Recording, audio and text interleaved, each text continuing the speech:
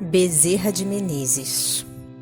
O século XIX, que surgira com as últimas agitações provocadas no mundo pela Revolução Francesa, estava destinado a presenciar extraordinários acontecimentos.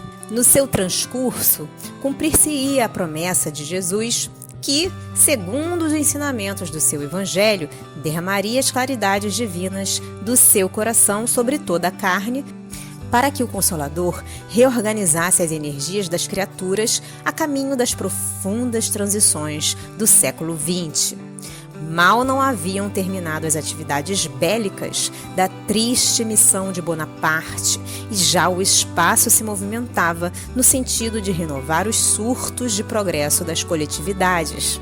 Assembleias espirituais, reunindo gênios inspiradores de todas as pátrias do orbe, eram levadas a efeito, nas luzes do infinito, para a designação de missionários das novas revelações. Em uma de tais assembleias, presidida pelo coração misericordioso e augusto do Cordeiro, fora destacado um dos grandes discípulos do Senhor para vir à Terra com a tarefa de organizar e compilar ensinamentos que seriam revelados, oferecendo um método de observação a todos os estudiosos do tempo. Foi assim que Allan Kardec, a 3 de outubro de 1804, via a luz da atmosfera terrestre na cidade de Lyon. Segundo os planos de trabalho do mundo invisível, o grande missionário, no seu maravilhoso esforço de síntese, contaria com a cooperação de uma pleiade de auxiliares da sua obra, designados particularmente para coadjuvá-lo nas individualidades de João Batista Rustem, que organizaria o trabalho da fé, de Leon Denis, que efetuaria o desdobramento filosófico, de Gabriel Delane, que apresentaria a estrada científica, e de Camille Flammarion, que abriria a cortina dos mundos, desenhando as maravilhas das paisagens celestes, cooperando assim na codificação kardeciana no Velho Mundo e dilatando-a com os necessários complementos.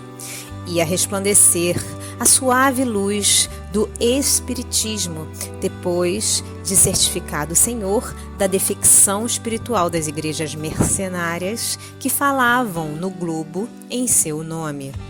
Todas as falanges do infinito se preparam para a jornada gloriosa. As abnegadas cortes de Ismael trazem as suas inspirações para as grandes cidades do país do Cruzeiro, conseguindo interessar indiretamente grande número de estudiosos. As primeiras experiências espiritistas na pátria do Evangelho começaram pelo problema das curas.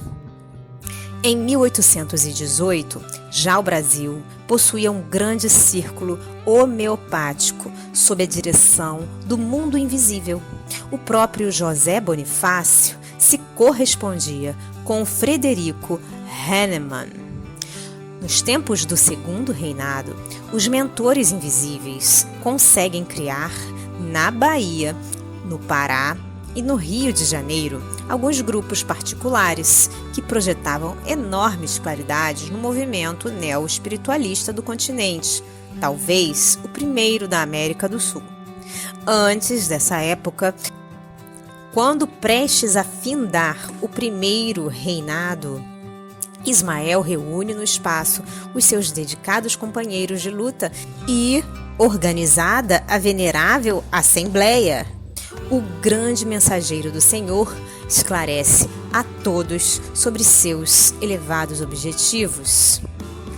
Irmãos, expôs ele, o século atual, como sabeis, vai ser assinalado pelo advento do Consolador à face da terra. Nestes 100 anos se efetuarão os grandes movimentos preparatórios dos outros 100 anos que hão de vir. As rajadas de morticínio e de dor avassalarão a alma da humanidade no século próximo, dentro dos imperativos das transições necessárias que serão o sinal do fim da civilização precária do Ocidente. Faz-se mister, amparemos o coração atormentado dos homens nessas grandes amarguras, preparando-lhes o caminho da purificação espiritual através das sendas penosas. É preciso, pois, preparemos o terreno para sua estabilidade moral nesses instantes decisivos dos seus destinos. Numerosas fileiras de missionários encontram-se disseminadas entre as nações da terra com o fim de levantar a palavra da Boa Nova do Senhor, esclarecendo os postulados científicos que surgirão neste século nos círculos da cultura terrestre. Uma verdadeira renascença das filosofias e das ciências se verificará no transcurso destes anos, a fim de que o século XX seja devidamente esclarecido como elemento de ligação entre a civilização em vias de desaparecer e a civilização do futuro, que assentará na fraternidade e na justiça, porque a morte do mundo, prevista na lei e nos profetas, não se verificará por enquanto com referência à constituição física do globo, mas quanto às suas expressões morais, sociais e políticas. A civilização armada terá de perecer para que os homens se amem como irmãos. Concentraremos agora os nossos esforços na terra do Evangelho para que possamos plantar no coração de seus filhos as sementes benditas que, mais tarde, frutificarão no solo abençoado do Cruzeiro. Se as verdades novas devem surgir primeiramente, segundo os imperativos da lei natural, nos centros culturais do velho mundo, é na pátria do Evangelho que lhes vamos dar vida, aplicando-as na edificação dos monumentos triunfais do Salvador. Alguns dos nossos auxiliares já se encontram na terra, esperando o toque de reunir de nossas falanges de trabalhadores devotados, sob a direção compassiva e misericordiosa do Divino Mestre. Houve na locução de Ismael uma breve pausa. Depois, encaminhando-se para um dos dedicados e fiéis discípulos, falou-lhe assim: descerás às lutas terrestres com o objetivo de concentrar as nossas energias no país do Cruzeiro, dirigindo-as para o alvo sagrado dos nossos esforços. Arregimentarás todos os elementos dispersos com as dedicações do teu espírito, a fim de que possamos criar o nosso núcleo de atividades espirituais dentro dos elevados propósitos de reforma e regeneração.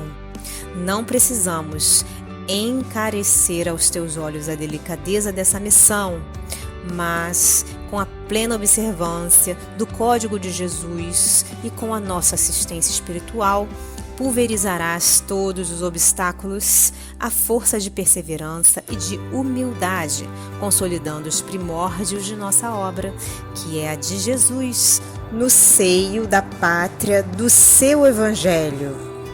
Se a luta vai ser grande, considera que não será menor a compensação do Senhor, que é o caminho, a verdade e a vida. Havia em toda a Assembleia Espiritual um divino silêncio. O discípulo escolhido nada pudera responder, com o coração palpitante de doces e esperançosas emoções, mas as lágrimas de reconhecimento lhe caíam copiosamente dos olhos. Ismael desfraldara a sua bandeira à luz gloriosa do infinito, salientando-se a sua inscrição divina, que parecia constituir-se de sóis infinitésimos. Uma vibração de esperança e de fé fazia pulsar todos os corações, quando uma voz terna e compassiva exclamou das cúpulas radiosas do ilimitado: glória a Deus nas alturas e paz na terra aos trabalhadores de boa vontade. Relâmpagos de luminosidade estranha e misericordiosa clareavam o pensamento de quantos assistiam ao maravilhoso espetáculo, enquanto uma chuva de aromas inundava a atmosfera de perfumes balsâmicos e suavíssimos. Sob aquela bênção maravilhosa, a grande assembleia dos operários do bem se dissolveu. Daí a algum tempo, no dia 29 de agosto de 1831, em Riacho do Sangue, no estado do Ceará, nascia Adolfo Bezerra de Menezes, o grande discípulo de Ismael, que vinha cumprir no Brasil uma elevada missão. Se você gostou desta obra, colabore com a divulgação dos ensinamentos trazidos pelos benfeitores do plano espiritual. Adquira um bom livro espírita e ofereça-o de presente a alguém que ama. O livro espírita, além de divulgar os ensinamentos filosóficos, morais e científicos dos espíritos evoluídos, também auxilia no custeio de inúmeras obras de assistência social, escolas para crianças e jovens carentes, etc. As obras espíritas nunca sustentam financeiramente os seus escritores. Estes são abnegados trabalhadores na seara de Jesus, em busca constante da paz no reino de Deus.